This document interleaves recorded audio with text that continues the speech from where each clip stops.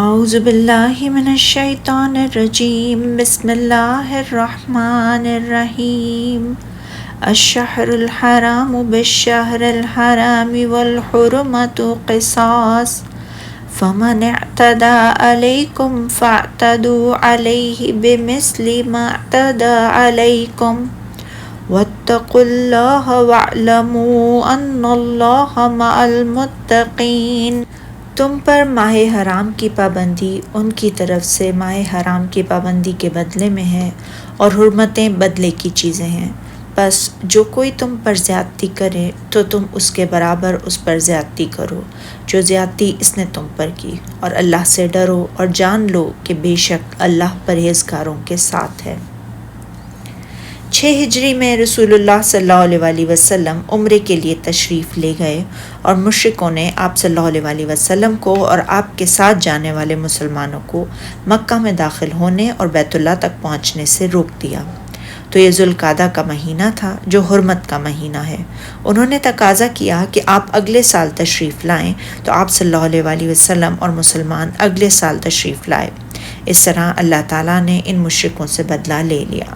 تو اسی سلسلے میں یہ آیت کریمہ نازل فرمائی تھی کہ تم پر ماہ حرام کی پابندی کے بدلے میں ہے، اور حرمتیں بدلے کی چیزیں ہیں۔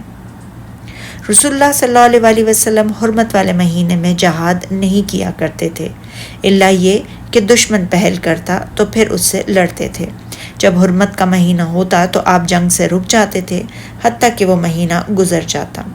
یہی وجہ ہے کہ جب آپ صلی اللہ علیہ وسلم نے حدیبیہ میں پڑاؤ ڈالا ہوا تھا اور آپ صلی اللہ علیہ وسلم کو یہ خبر پہنچی کہ عثمان رضی اللہ تعالیٰ عنہ کو شہید کر دیا گیا ہے، جنہیں آپ نے مشرکین کی طرف اپنا سفیر بنا کر بھیجا تھا، تو آپ صلی اللہ علیہ وسلم نے حضرات صحابہ کرام نے، جن کی تعداد 1400 تھی، درخت کے نیچے مشرکین کے خلاف جہاد کرنے کے لیے بیعت لی۔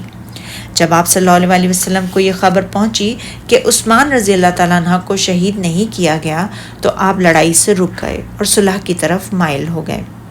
اسی طرح آپ صلی اللہ علیہ وسلم جب حنین کے دن حوازن قبیلے کی لڑائی سے فارغ ہوئے اور مشرکین طائف میں جا کر قلعہ بند ہو گئے، تو آپ صلی اللہ علیہ وسلم بھی وہاں تشریف لے گئے اور آپ نے محاصرہ فرما لیا۔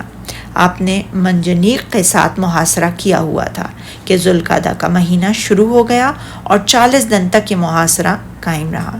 صحیحین میں حضرت انس رضی اللہ تعالیٰ عنہ سے ثابت ہے کہ پھر جب بہت سے صحابہ اکرام رضی اللہ شہید ہو گئے تو آپ صلی اللہ علیہ وسلم نے فتح کے بغیر ہی محاصرہ ختم کر دیا اور آپ مکہ کی طرف واپس تشریف لے گئے۔ مقام جارانہ سے عمرے کا احرام باندھا، جہاں آپ نے حنین کی غنیمتوں کو تقسیم فرمایا تھا، اور آپ صلی اللہ علیہ وسلم نے یہ عمرہ ذوالقعدہ کے 8 ہجری میں ادا فرمایا۔ اور ارشاد باری تعالیٰ ہے، پس اگر کوئی تم پر زیادتی کرے تو جیسی زیادتی وہ تم پر کرے ویسی ہی تم اس پر کرو۔ یہ اللہ تعالیٰ کی طرف سے عدل کرنے کا حکم ہے، حتیٰ کہ مشرکوں کے ساتھ بھی، جیسا کہ اس میں فرمایا سورہ نحل میں، اور اگر تم ان کو تکلیف دینی چاہو تو اتنی ہی دو جتنی تکلیف تم کو ان سے پہنچی ہو۔ فرمان باری تعالیٰ ہے، اور اللہ سے ڈرتے رہو اور جان رکھو کہ بے شک اللہ ڈرنے والوں کے ساتھ ہے۔ میں یہ حکم ہے کہ اس کی اطاعت اور تقوی کو اختیار کیا جائے۔ نیز اللہ تعالیٰ نے ہمیں یہ بتایا ہے کہ جو لوگ اللہ تعالیٰ سے ڈریں گے، اللہ تعالیٰ انہیں دنیا اور آخرت میں اپنی نصرت اور تائید و حمایت سے سرفراز فرمائے گا۔ صدق اللہ العظیم۔